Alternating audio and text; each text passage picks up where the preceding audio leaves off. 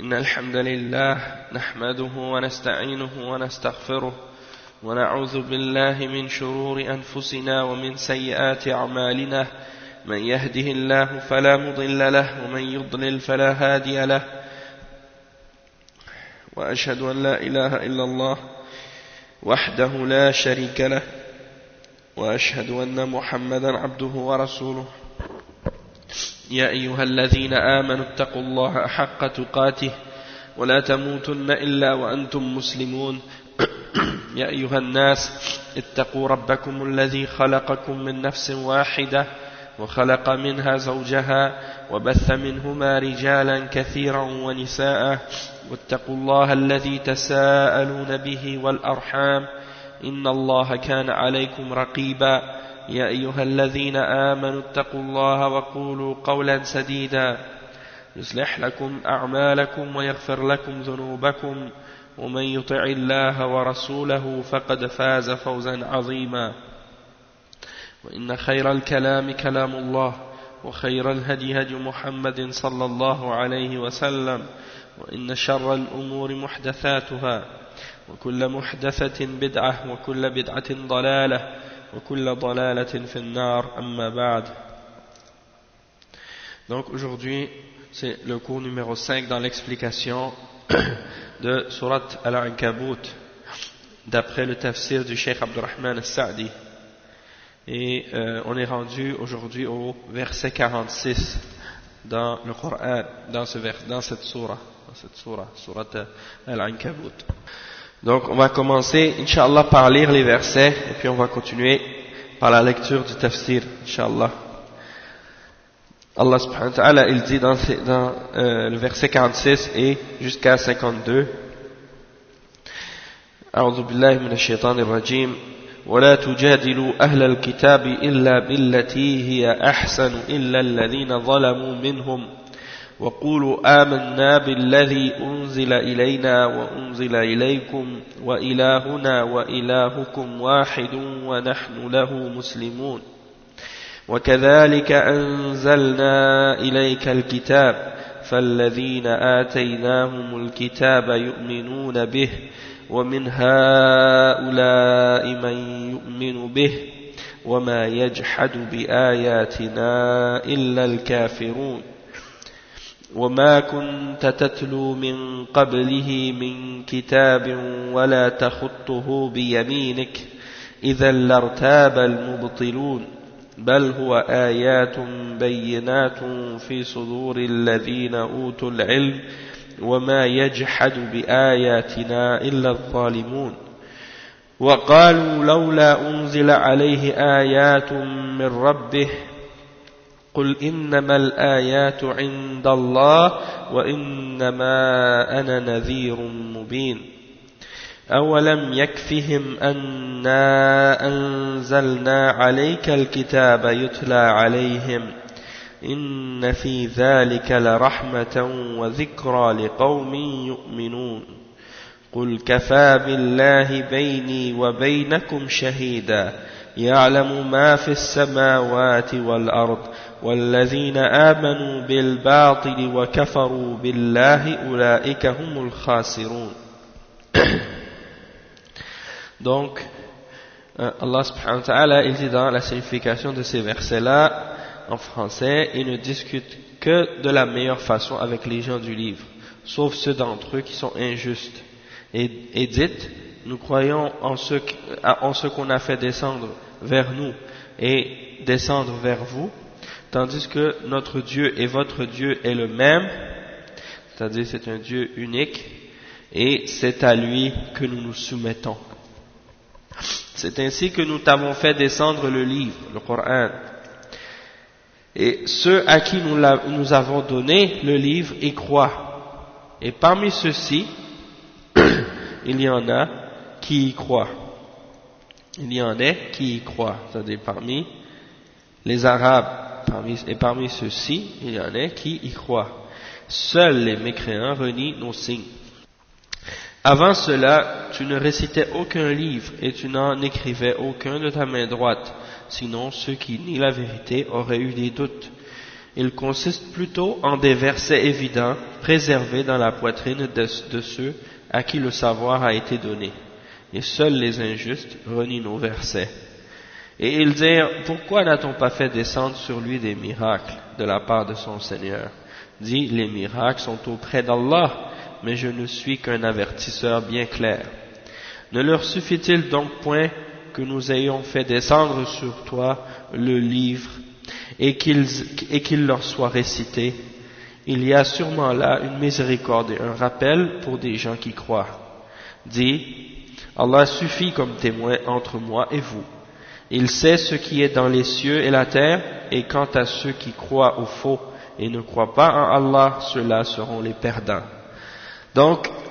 ici on voit que Allah subhanahu wa ta'ala dans ces versets-là, il s'adresse en premier, dans les versets, en commençant par le verset 46, il s'adresse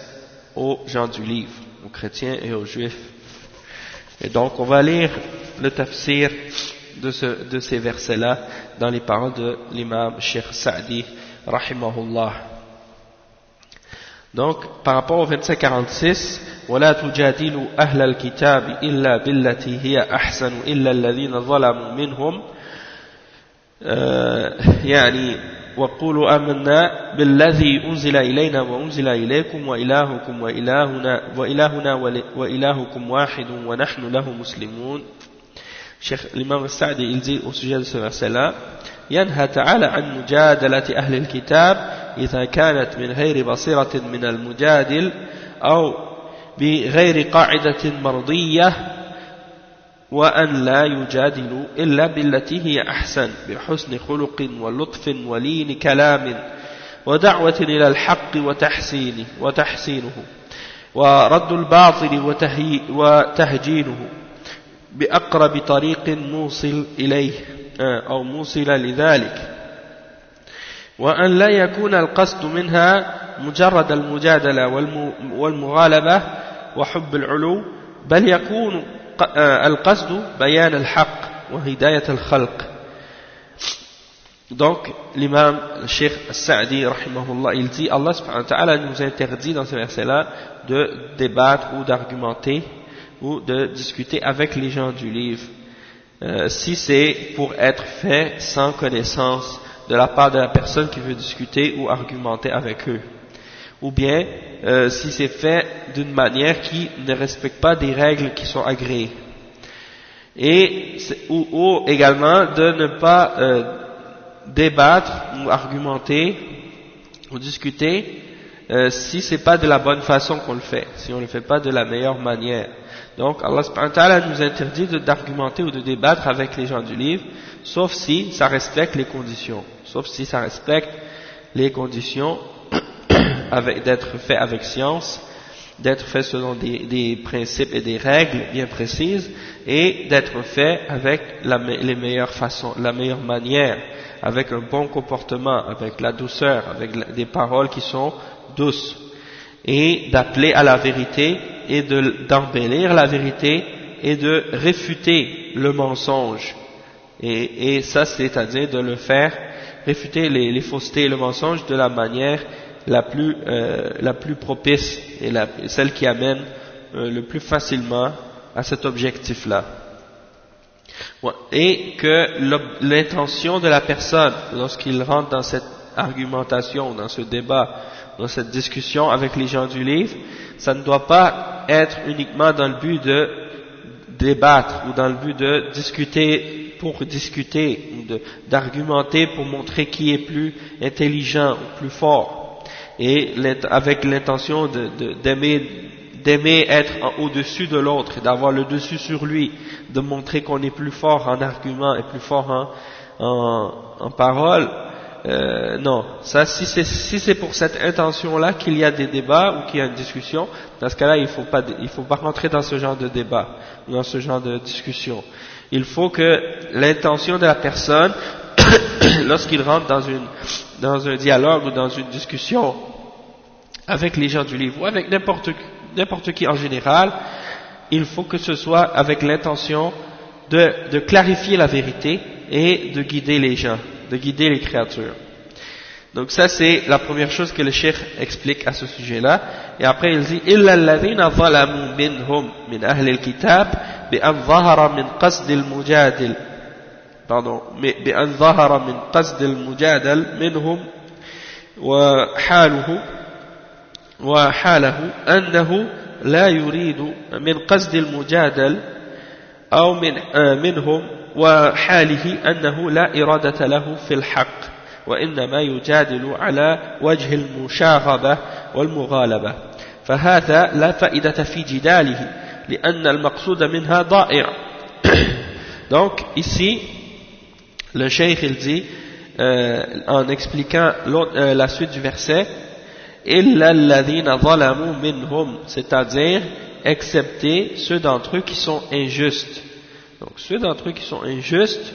le cheikh il dit à ce sujet-là, parmi les gens du livre, si on peut comprendre, ou si on voit apparaître l'intention de la personne avec qui on est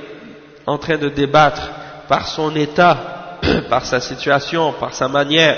d'agir, par sa façon de parler, si on peut sentir par là ou voir apparaître que cette personne-là ne veut pas la vérité, mais qu'elle ne fait que débattre ou discuter dans le but d'essayer d'avoir le dessus, ou pour argumenter pour argumenter, comme on dit, parler pour parler, alors dans ce cas-là, il n'y a pas de bienfait, ou il n'y a aucun intérêt ou bienfait dans le fait d'argumenter ou de discuter ou de dialoguer avec cet individu-là, parce que l'objectif qui est recherché à la base, c'est-à-dire d'atteindre la vérité, elle n'est pas présente. Elle n'est pas présente, donc on ne peut pas continuer à argumenter ou discuter avec un individu pareil. Alhamdulillah, comme c'est comme dans ce verset-là, donc on voit que Allah subhanahu wa ta'ala nous indique des règles à suivre pour discuter avec les gens du livre. Et il dit excepté ceux d'entre eux qui ont été injustes. Donc ceux qui ont été injustes, eh ben, le fait d'argumenter avec eux par de la douceur, eh ben, ce sera pas bien entendu de la douceur. Il faut distinguer par rapport à l'attitude de la personne, si elle mérite justement cette douceur-là, ou bien si elle mérite qu'on soit, disons, plus dur avec elle. Et en particulier les gens que lorsqu'ils parlent avec nous et qu'ils posent des questions sur l'islam, on remarque qu'ils ne posent pas des questions sur l'islam dans le but de comprendre ou dans le but d'apprendre, mais uniquement dans le but d'essayer d'attaquer l'islam ou de chercher des fautes en l'islam et d'essayer de mentionner des choses dans le but de provoquer des disputes ou des problèmes. Donc ça on peut le constater par l'attitude de la personne et par sa façon de dire les choses. On est capable de comprendre son intention. Et si on constate que la personne elle veut juste essayer de nous provoquer ou qu'elle veut seulement essayer de dire des choses pour essayer de critiquer, dans ce cas-là, dans ce cas-là, il faut adopter un autre comportement, une autre attitude envers cette personne-là, et on ne va pas entrer dans des débats inutiles avec ces gens-là. Toutefois, comme Ibn Taymiyyah il explique dans son livre, et ça c'est un livre vraiment important dans ce domaine-là, dans la question des dialogues et des débats envers les gens du livre. Le livre de Ibn Taymiyyah rahimahullah qui s'appelle Al-Jawab al-Sahih liman baddala din al-Masih. Ça c'est un des meilleurs livres qui a été écrit dans ce domaine. Comment débattre, comment argumenter avec les gens du livre d'après le Coran et la Sunna, et les arguments du Coran et de la Sunna, et également les arguments de la raison aussi, comment les appeler à l'islam. Donc dans ce livre-là, il y a la réponse à beaucoup de shubuhat et à beaucoup de questions qui sont mentionnées par des chrétiens, et également beaucoup de shubuhat qui sont propagés même aujourd'hui de la part de certains musulmans qui justement ont des problèmes dans leur aqidah ou dans leur manhaj aujourd'hui, et qui propagent des shubuhat de ces gens, qui propagent des shubuhat qui sont en fait des shubuhat des gens du livre, eh ben eux ils les propagent aujourd'hui au nom de l'islam, imaginez. Donc il y a des shubuhat qui sont mentionnés de la part du chrétien que Ibn Taymiyyah est en train de réfuter dans ce livre-là et auquel il est en train de répondre. Eh ben certaines de ces shubuhat sont mentionnées aujourd'hui de la part de certains prêcheurs islamiques qui prétendent appeler à l'islam. Ils répètent les mêmes shubuhat que ce prêtre chrétien à l'époque. Donc c'est un livre très important, très très bénéfique et bien entendu c'est plusieurs volumes, donc ce serait un peu dur à faire en cours, mais peut-être qu'on pourrait en lire certaines parties, ce serait bénéfique, Inch'Allah. Le cheikh il dit ensuite وَقُولُوا آمَنَّا بِالَّذِي أُنزِلَ إِلَيْنَا وَأُنزِلَ إِلَيْكُمْ. Ça c'est les paroles d'Allah subhanahu wa ta'ala. Le cheikh il mentionne ces paroles d'Allah lorsqu'il dit وَقُولُوا آمَنَّا بِالَّذِي أُنزِلَ إِلَيْنَا وَأُنزِلَ إِلَيْكُمْ وَإِلَهُنَا وَإِلَهُكُمْ واحد أي وَلْتَكُنْ مُجَادَلَتُكُمْ لِأَهْلِ الْكِتَابِ مبنية على الإيمان بما أنزل إليكم وأنزل إليهم وعلى الإيمان برسولكم وبرسولهم وعلى أن الإله واحد ولا تكن مناظرتكم إياهم على وجه يحصل به القدح في شيء من الكتب الإلهية أو بأحد من الرسل كما يفعله الجاهل عند مناظرة الخصوم يقدح بجميع ما معهم من حق وباطل وهذا ظلم وخروج عن الواجب وآداب النظر فإن الواجب أن يرد ما مع الخصم من الباطل ويقبل ما معه من الحق ولا يرد الحق لأجل قوله ولو كان كافرا. Donc ici, le cheikh il explique la suite de ce verset-là. Il dit nous croyons en ce qu'on a fait descendre vers nous et descendre vers vous, tandis que notre Dieu et votre Dieu est unique. Ok. Donc le cheikh explique ça. Il dit lorsqu'on argumente ou lorsque vous argumentez avec les gens du livre et lorsque vous discutez avec eux, faites que votre discussion soit établie sur la foi en ce qui a été descendu ou révélé sur vous et révélé sur eux, c'est-à-dire la Torah ou l'Injil, par rapport au fait qu'on croit en ces livres-là. Ok, c'est pas parce qu'on est musulman qu'on les rejette. Bien entendu, il faut leur clarifier parce que souvent il y a cette shubha de la part des gens du livre et lorsqu'on argumente avec eux, ils disent mais comment ça se fait que vous dites que vous croyez en la Torah et à l'Injil et puis quand on vous cite des versets dans la Bible qui disent des choses, eh bien vous n'y croyez pas. Et il faut leur faire comprendre que quand on parle de la Torah et de l'Injil, on ne parle pas de la Bible aujourd'hui qui existe avec eux. Parce que dans ces livres-là, il y a qu'est-ce qu'ils appellent l'évangile, et bien entendu, il y a les 4 évangiles dedans, selon Marc, Luc, Jean et Matthieu, mais bien entendu, c'est pas l'évangile dont Allah subhanahu wa ta'ala parle dans le Coran, et parce que ces évangiles-là, c'est pas celle qui est authentique ou celle qui a été ramenée par Isa lui-même. C'est des récits de témoignages de la part de certains individus qui étaient même pas présents parfois, comme l'évangile de Luc lui-même, il mentionne qu'il n'était même pas là, il n'était même pas un témoin. C'est qu'il a récolté des témoignages ou des paroles de ceux qui ont vu ou de ceux qui ont entendu. Il a apporté ça lui dans son livre. Donc ça c'est pas l'évangile ou l'Injil de Isa. Et la Torah dont on parle dans le Coran, c'est la Torah qui est descendue sur Moussa alayhi salam et non pas la Pentateuque ou les 5 livres qui existent aujourd'hui dans la Bible, les 5 premiers livres de l'Ancien Testament. Ces livres-là ont été modifiés et falsifiés par les hommes.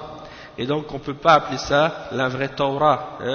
Et donc c'est pour ça qu'il faut comprendre justement que le Coran nous indique ou nous ordonne de croire à la Torah et à l'Injil, mais ça ne veut pas dire qu'on doit croire aux livres qui sont présents entre les mains des juifs et des chrétiens aujourd'hui, puisqu'ils ont été mélangés, et qu'il y a du vrai dedans et qu'il y a du faux aussi dedans. Donc, alhamdoulilah, comme on disait, on croit en ces livres tels qu'ils sont révélés, mais ceux qui ont été falsifiés, on n'y croit pas. Qu'est-ce qui est vrai dans ces livres-là, on l'accepte, et qu'est-ce qui n'est pas vrai, mais on n'y croit pas, ou bien il y a une narration du prophète sallallahu alayhi wa sallam qui dit que lorsque les gens du livre vous disent quelque chose, ne les croyez pas et ne les niez pas non plus. Donc, ça c'est par rapport aux choses qui ne sont pas confirmées par le Coran. Qu'est-ce qui est confirmé par le Coran, on l'accepte, et qu'est-ce qui est nié par le Coran, on le rejette. Hein? Ça c'est la base. Et ensuite, وَعَلْ-إِيمَانِ بِرَسُولِكُمْ وَرَسُولِهِمْ. Donc, on doit également argumenter avec eux sur la base qu'on croit en leur message, on croit en vos messagers, et on croit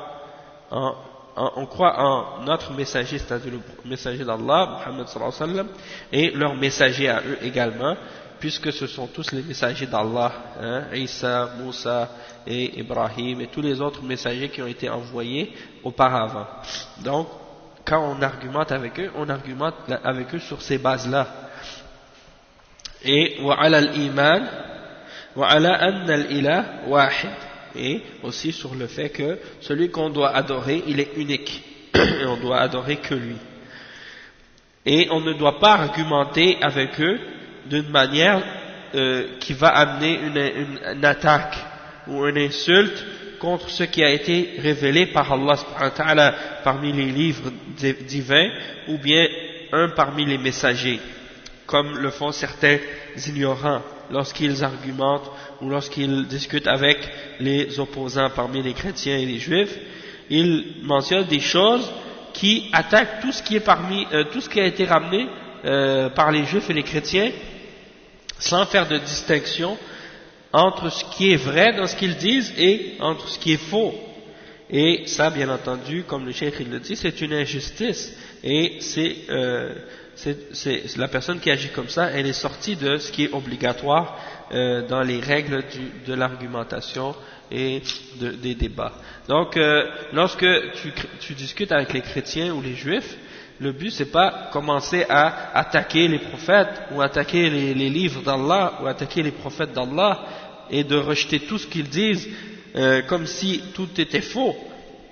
Parce que si tu dis ça, tu attaques les messagers d'Allah, tu insultes les livres d'Allah. Donc il faut bien entendu distinguer, lorsqu'on les appelle, distinguer entre ce qu'ils disent qui est vrai et ce qu'ils disent qui est faux. Hein? Et clarifier la vérité sur ces questions-là. Et le cheikh il dit فَإِنَّ الْوَاجِبْ أَنْ يُرَدَّ مَا مَعَ الْخَصْمِ مِنَ الْبَاطِلِ وَيُقْبَلْ مَا مَعَهُ مِنَ الْحَقِّ وَلَا يُرَدُّ الْحَقِّ لِأَجْلِ قَوْلِهِ وَلَوْ كَانَ كَافِرًا. Donc le cheikh il dit, donc l'obligation c'est de réfuter ce que les opposants ramènent comme fausseté, et d'accepter ce qui est avec eux de la vérité. Et on ne doit pas rejeter la vérité parce que c'est lui qui l'a dit, même si c'est un kafir, même si c'est un chrétien ou un juif. S'il te dit quelque chose pendant que tu argumentes avec lui, il te dit quelque chose qui est vrai, tu ne vas pas dire non c'est faux juste parce que c'est un juif qui l'a dit ou parce que c'est un chrétien qui l'a dit, mais tu vas l'accepter parce que c'est la vérité. Hein? Et non pas, tu ne vas pas rejeter tout ce qu'ils disent, ou quand ils parlent des prophètes, tu vas insulter les prophètes ou insulter les livres d'Allah parce que tu argumentes avec un juif ou un chrétien. Ça c'est interdit, parce que ce sont nos messagers à nous. Avant d'être leurs messagers, ce sont nos messagers à nous, et avant d'être leurs livres, ce sont nos livres à nous. Hein? Donc Moïse c'est un prophète de l'islam, et Isa, Jésus alayhi salam, c'est un prophète de l'islam aussi, et Sulayman et Daoud et Yunus et Ibrahim et tous les autres messagers d'Allah, hein, radiyallahu anhum ajma'in, sont tous des messagers de l'islam et tous des prophètes de l'islam. Donc si quelqu'un commence à dire des choses contre eux, hein, et d'attaquer les messagers d'Allah, alors là il a commis une injustice grave, et ça c'est bien entendu un comportement, une attitude qui prouve l'ignorance de la personne qui dit des choses pareilles. وأيضا فإن بناء مناظرة أهل الكتاب على هذا الطريق فيه إلزام لهم بالإقرار بالقرآن وبالرسول صلى الله عليه وسلم الذي جاء به. Pourquoi? Parce que des fois vous allez discuter avec des chrétiens ou des juifs, et les chrétiens et les juifs, donc les chrétiens et les juifs, dans leur ignorance, qu'est-ce qu'ils aiment faire? Ils aiment comparer les prophètes les uns contre les autres. Et donc, quand ils parlent avec des musulmans, par exemple, ils vont essayer d'attaquer, de critiquer le prophète Mohammed sallallahu alayhi wa sallam. Donc, une personne qui est ignorante, qui connaît pas l'islam, elle, dans le but de défendre le prophète Mohammed sallallahu alayhi wa sallam et de défendre l'islam, elle va commencer à critiquer leur prophète de son côté, comme si en voulant dire, bon, si eux ils critiquent notre prophète et ils insultent notre prophète, alayhi salatu wassalam, eh bien, nous on va faire la même chose, on va insulter leur prophète, on va descendre leur prophète. Et il y a des gens qui pensent comme ça parce qu'ils sont ignorants, ils n'ont pas appris l'islam, ils n'ont pas étudié l'islam. Et ça, bien entendu, c'est pas une bonne attitude. Et ça, c'est interdit pour nous, parce que ces messagers-là sont des messagers d'Allah. Et si eux, ils insultent notre prophète, sallallahu alayhi wa sallam, eh bien nous, de notre côté, on n'a pas le droit de faire ça avec leurs messagers, puisque ce sont des messagers d'Allah, hein, ce sont des messagers qui viennent d'Allah, de la même manière que le prophète Mohammed sallallahu alayhi wa sallam vient d'Allah, hein, et a été envoyé par Allah. Donc ça, il faut bien le comprendre, c'est pas une histoire de vengeance ou d'attaque des messagers et des prophètes. Et c'est pour ça qu'il faut apprendre aux musulmans leur religion, pour qu'ils puissent par la suite, lorsqu'ils débattent avec les juifs et les chrétiens, pour qu'ils puissent argumenter et discuter avec eux avec de la connaissance. Et le cheikh dit وأيضا فإن بناء مناظرة أهل الكتاب على هذا الطريق فيه إلزام لهم بالإقرار بالقرآن وبالرسول الذي جاء به، فإنه إذا تكلم في الأصول الدينية والتي اتفقت عليها الأنبياء والكتب وتقررت عند المتناظرين وثبتت حقائقها عندهما، وكانت الكتب السابقة والمرسلون مع القرآن ومحمد صلى الله عليه وسلم قد بينتها ودلت وأخبرت بها، فإنه يلزم التصديق بالكتب كلها والرسل كلهم، وهذا من خصائص الإسلام. أما أن يقال نؤمن بما دل عليه الكتاب الفلاني ودون الكتاب الفلاني وهو الحق الذي صدق ما قبله، فهذا ظلم وهو يرجع إلى قومه بالتكذيب، لأنه إذا كذب القرآن الدال عليها المصدق لما بين يديه فإنه مكذب لما زعم أنه به مؤمن. Le cheikh il dit que également lorsqu'on débat avec les gens du livre et lorsqu'on discute avec eux de cette manière, il y a une forme de, c'est comme si on les amenait ou on les poussait à accepter par la suite le Coran et d'accepter le messager qui est venu avec, c'est-à-dire le messager Muhammad sallallahu alayhi wa sallam, parce que on confirme ce qui est avec eux de la vérité et en même temps on leur impose ou on leur explique qu'il faut en même temps qu'ils croient en le Coran et en celui qui l'a ramené, le prophète Mohammed sallallahu alayhi wa sallam. Donc lorsqu'on parle des fondements de la religion et les choses sur lesquelles tous les messagers, tous les prophètes, tous les livres se sont d'accord et qu'on a établi ça comme un principe entre les deux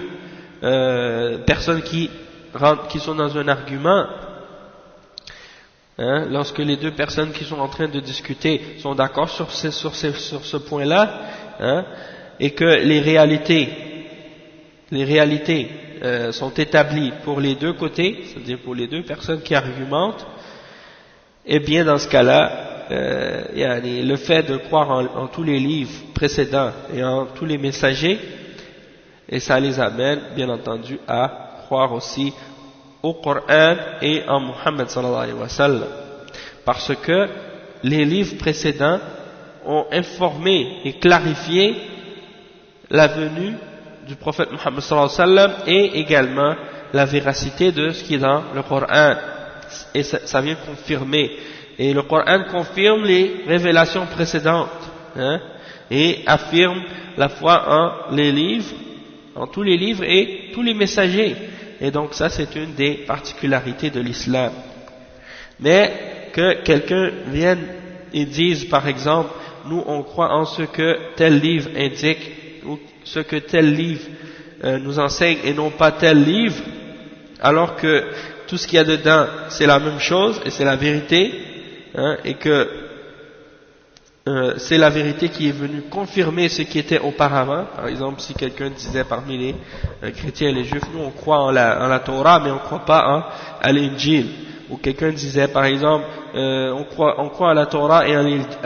l'Injil mais on ne croit pas au Coran, alors que le Coran est venu confirmer ce qui est dans l'Injil et confirmer ce qui est dans la Torah. Donc le cheikh il dit que ça c'est de l'injustice et de la passion. Hein, et ça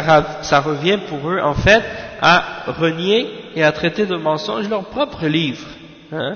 parce que s'ils traitent de mensonge le Coran qui est venu, qui a été indiqué par leur livre, hein, il y a des indications dans leur livre à propos du Coran,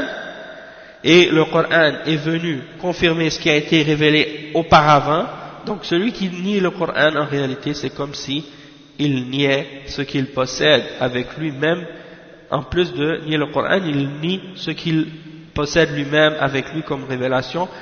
même s'il prétend être un croyant. وأيضا فإن كل طريق تثبت بها نبوة أي نبي كان فإن مثلها وأعظم منها دالة على نبوة محمد صلى الله عليه وسلم، وكل شبهة يقدح بها في نبوة محمد صلى الله عليه وسلم فإن مثلها أو أعظم منها يمكن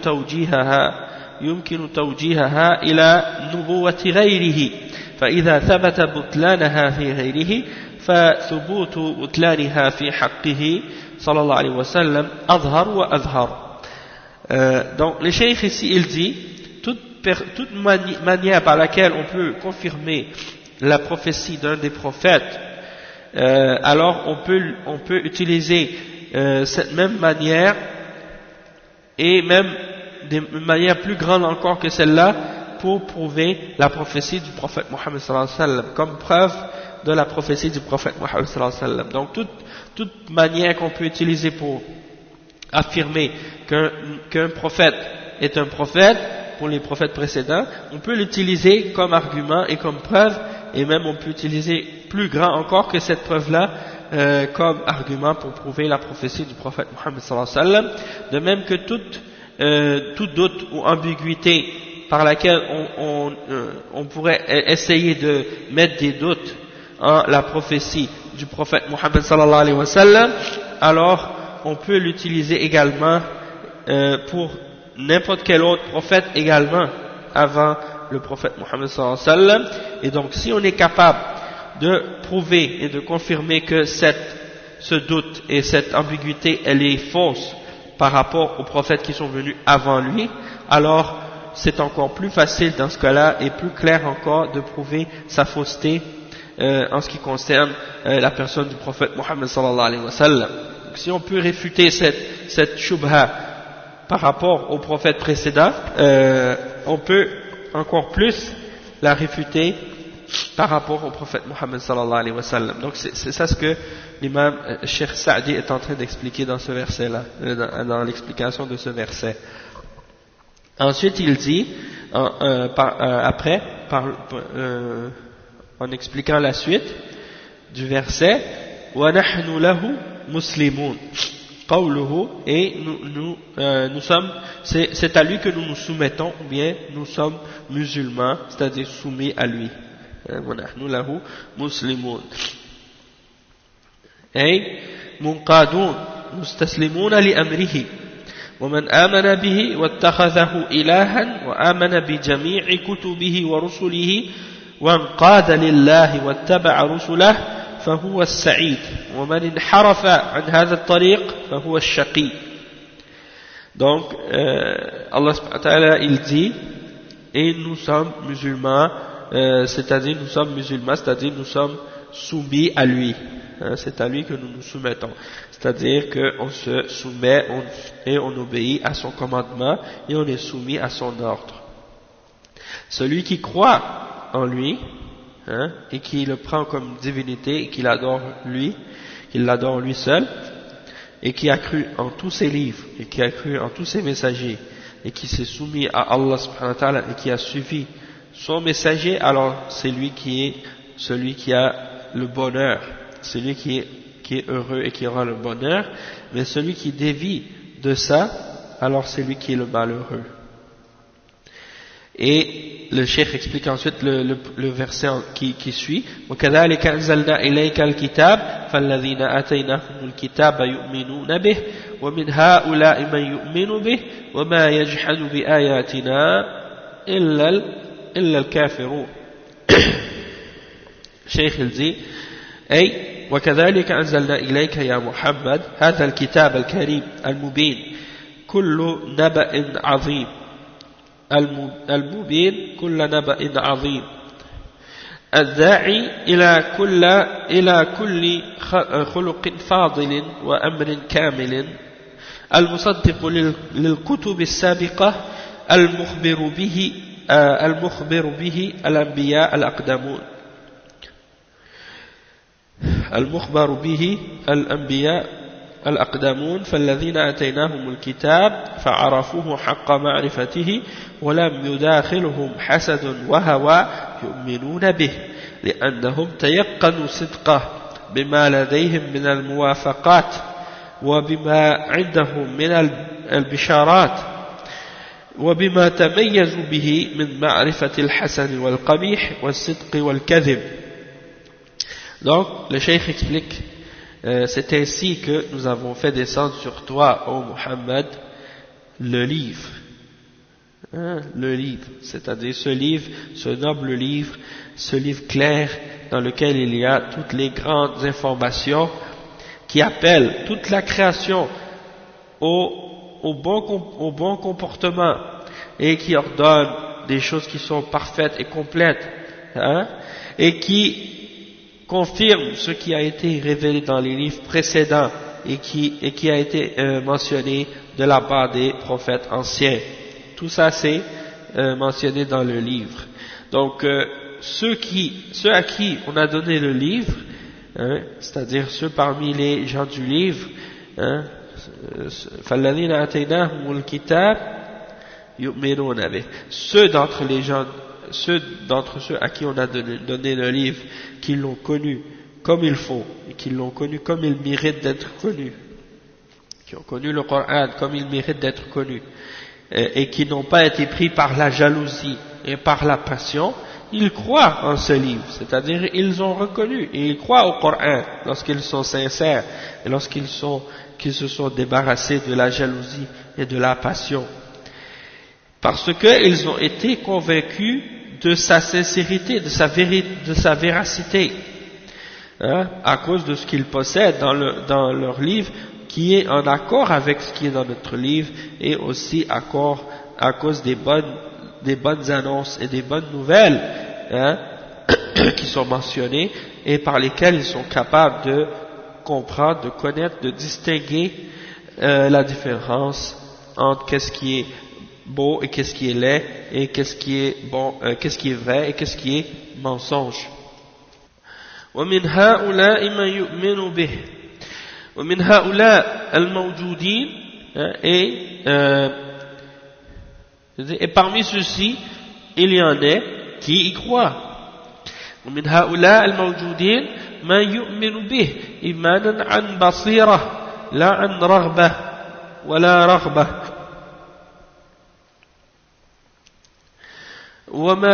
وما يجحد بآياتنا إلا الكافرون الذين دأبهم الجحود للحق والعناد له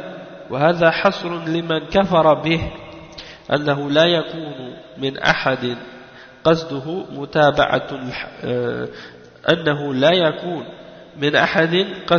متابعة الحق وإلا فكل من له قصد صحيح فإنه لا بد أن يؤمن به لما اشتمل عليه من البينات لكل من له عقل أو ألقى السمع وهو شهيد. Donc le cheikh il explique à propos de ce verset là, et parmi ceux-là al-mawjoudin, dans d'autres tafsirs on explique que ce sont parmi ceux-là, c'est-à-dire les Arabes de la Mecque à l'époque, il y en a qui y croient, après les gens du livre, il y en a parmi ces gens-là qui y croient avec connaissance, avec compréhension, et nul ne renie nos versets excepté les mécréants. Nul ne renie nos versets excepté les mécréants. Seuls les mécréants renient nos versets. C'est-à-dire ceux qui ont l'habitude de rejeter et de renier la vérité, et d'être arrogants et fiers et orgueilleux, c'est ceux-là qui renient qu'est-ce qui est mentionné dans la parole d'Allah subhanahu wa ta'ala et qui rejettent, qui refusent de croire en ce livre. Et dans cette parole, Allah subhanahu wa ta'ala, il est en train de limiter la mécréance à ceux-là, c'est-à-dire aux mécréants, ceux qui sont arrogants et qui rejettent la vérité.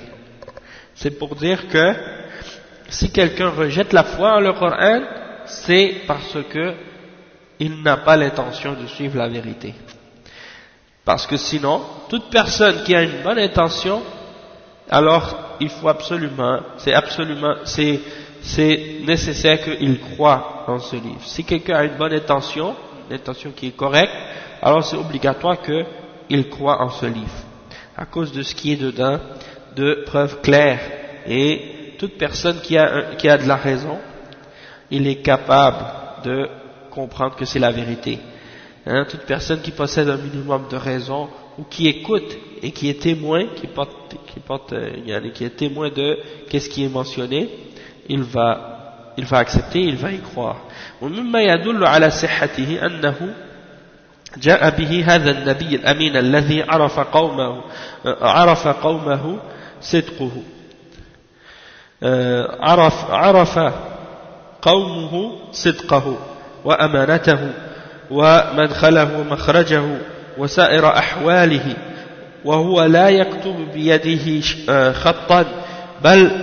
ولا يقرأ خطا مكتوبا فإتيانه به في هذه الحال من أظهر البينات القاطعة التي لا تقبل الارتياب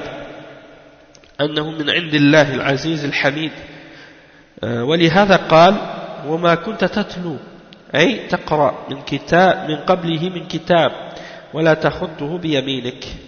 ولو كنت بهذه الحال لارتاب المبطلون إذا لارتاب المبطلون. Donc l'explication de cette partie-là, le cheikh il dit, et parmi ceux qui montrent la véracité de ce Coran, il y a le fait qu'il a été ramené par ce prophète, ce noble prophète qui est fiable et honnête, dont son peuple connaissait sa sincérité et son honnêteté et sa fiabilité. Les gens le connaissaient comme étant une personne honnête et comme étant une personne franche et véridique. Et ils savent d'où il vient et où il va. Et tout ce qui a rapport avec lui, ils le connaissent parce qu'il a grandi parmi eux, ils le connaissent bien. Et ils savent qu'il n'écrit rien avec sa main et qu'il ne lit pas non plus. C'est-à-dire, il ne sait ni lire, ni écrire. Et donc, de ramener un livre comme ça de sa part, alors qu'il est illettré, qu'il ne sait pas lire ni écrire, eh bien ça c'est une des preuves les plus claires et les plus convaincantes, hein, et qui n'accepte aucun doute, c'est-à-dire il n'y a aucun doute là-dessus que ça vient de Allah subhanahu wa ta'ala, le Tout-Puissant, le digne de louange, puisque quelqu'un qui ne sait ni lire ni écrire ne peut pas ramener un livre pareil. Et juste après, justement dans le verset 48, Allah subhanahu wa ta'ala il dit: et avant cela tu ne récitais aucun livre et tu n'en écrivais aucun de ta main droite, sinon ceux qui nient la vérité auraient eu des doutes, hein? Et le cheikh, l'imam Sa'di, il explique, il dit: et tu ne lisais pas avant cela aucun livre et tu ne l'écrivais pas avec ta main droite, sinon si tu aurais été capable de lire et d'écrire avant, les gens qui nient ces versets-là auraient eu des doutes. Et le cheikh dit: فقالوا تعلمه من الكتب السابقة أو استنسخه منها فأما وقد نزل على قلبك كتابا جليلا تحديث به أو تحديت به الفصحاء والبلغاء الأعداء الألداء أن يأتوا بمثله أو بصورة من مثله فعجزوا غاية العجز بل ولا حدثتهم أنفسهم بالمعارضة لعلمهم ببلاغته وفصاحته وأن كلام أحد من البشر لا يبلغ أن يكون مجاريا له أو على منواله ولهذا قال بل هو آيات بينات إلى الظالمين بل هو آيات بينات في صدور الذين أوتوا العلم وما يجحد بآياتنا إلا الظالمون. Donc le cheikh il dit ici, si le prophète Muhammad sallallahu alayhi wa sallam aurait su les réécrire auparavant, ceux qui avaient des doutes, ceux qui nient la vérité auraient eu des doutes, et ils auraient dit: il a appris des livres précédents, ou bien il l'a copié, hein, il l'a retranscrit. Hein. Et c'est ça ce que les gens du livre aujourd'hui, les juifs et les chrétiens, c'est ça leur prétention aujourd'hui. C'est ça ce qu'ils disent depuis longtemps, ils disent toujours ça. Qu'ils prétendent que le prophète Muhammad sallallahu alayhi wa sallam, il a copié le Coran de la part de ces paroles-là, de la part de ces gens-là. Sauf qu'ils ont un gros problème, c'est qu'ils savaient ni lire ni écrire. Hein. Donc, comment il aurait pu le copier? Et après, le cheikh il dit: mais c'est un livre qui a été descendu sur ton cœur, un livre noble qui a mis au défi les plus éloquents et les plus éloquents parmi les poètes de l'époque du prophète Muhammad sallallahu alayhi wa sallam, parmi ses pires ennemis, hein, ses ennemis les plus acharnés, il les a mis au défi de ramener quelque chose qui est semblable ou comparable, ou même une sourate pareille, et ils ont tous été incapables, hein, absolument incapables, et même que ils n'ont jamais même tenté en eux-mêmes d'essayer d'opposer le Coran, à cause de ce qu'ils savaient en eux-mêmes de l'éloquence, hein, et de la clarté de ce qui est dit dans le Coran et de la façon dont Allah subhanahu wa ta'ala a parlé dans le Coran, et donc ils savent que ce n'est pas la parole d'un homme et qu'un homme ne peut pas produire un livre pareil. ولا يبلغ أن يكون مجاريا له أو على منواله. Il n'y a rien qui peut même essayer de lui ressembler ou être dans le même style ou le même genre que le Coran, impossible. Et c'est pour ça que Allah subhanahu wa ta'ala dit par la suite بل هو آيات بينات, c'est-à-dire il consiste plutôt en des versets évidents préservés dans les poitrines de ceux à qui le savoir a été donné, et seuls les injustes renient nos versets. Le cheikh explique ce verset-là par la suite, dans le verset 49. Il dit: بل هو آيات, يعني هذا القرآن آيات بينات, لا خفيات في صدور الذين أوتوا العلم في صدور الذين أوتوا العلم وهم سادة الخلق وعقلاؤهم وأولو الألباب منهم الكمل منهم فإن كانت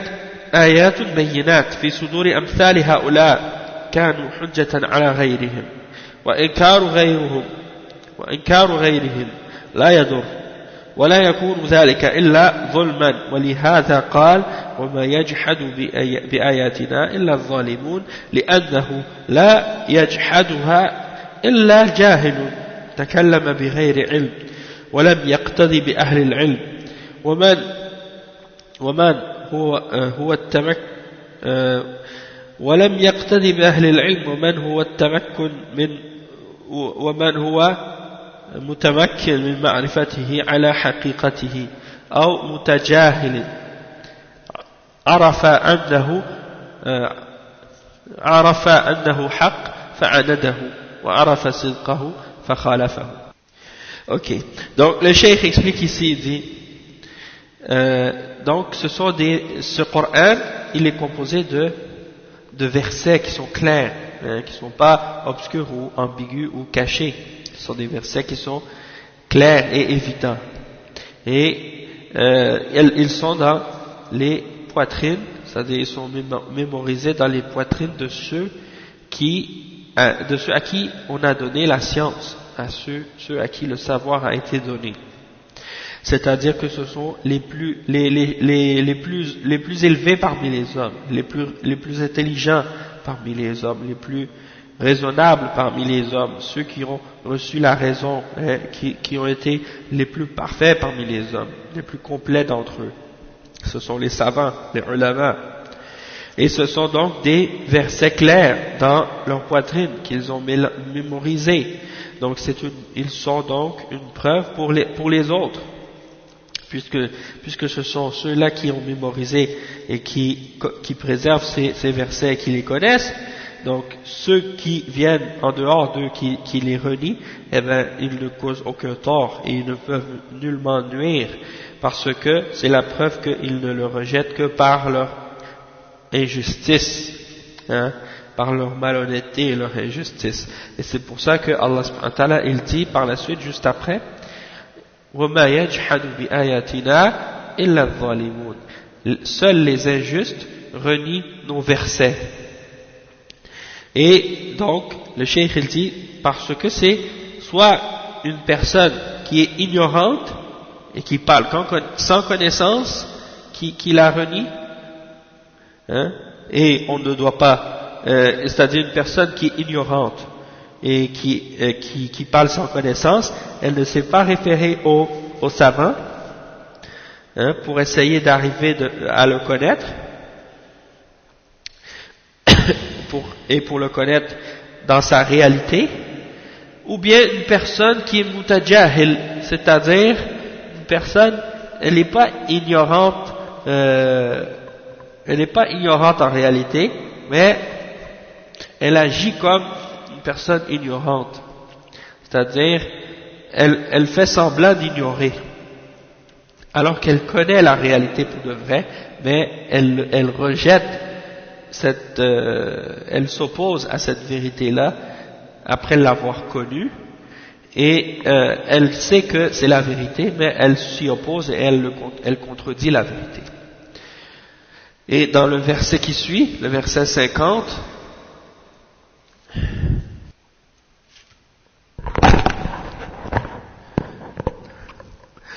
dans le verset 50,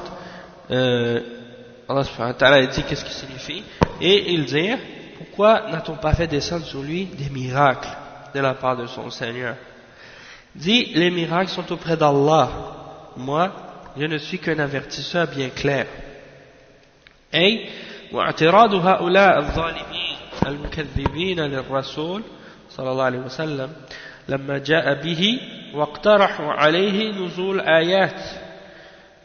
عينوها كما قال الله عنهم وقالوا لن نؤمن لك حتى تفجر لنا من الأرض ينبوعا الآيات. فتعيين الآيات ليس عندهم بل عند الرسول صلى الله عليه وسلم فإن في ذلك تدابير مع الله وأنه لو كان كذا ينبغي أن يكون كذا وليس لأحد من الأمر شيء ولهذا قال قل إنما الآيات عند الله إن شاء أنزلها أو منعها وإنما أنا نذير مبين وليس لي مرتبة فوق هذه المرتبة وإذا كان القصد بيان الحق من الباطل فإذا حصل المقصود بأي طريق كان اقتراح الآيات المعينات علىذلك ظلما وجورا